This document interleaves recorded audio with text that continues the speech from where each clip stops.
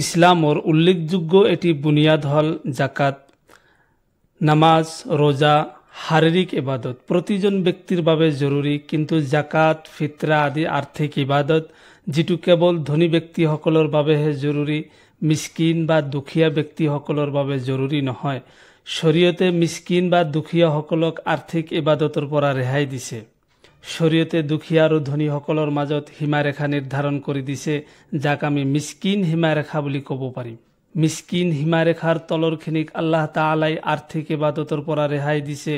তেওঁলোকে জাকাত, ফিতৰা, কুৰবানী দিব নালাগে, কিন্তু খাব পাৰিব।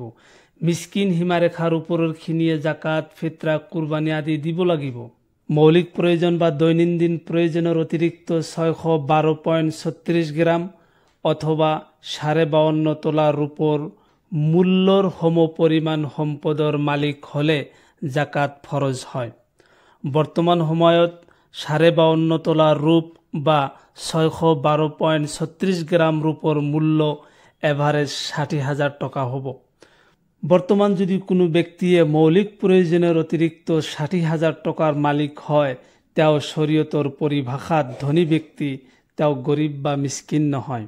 ওপৰত জাকাত ফৰজ।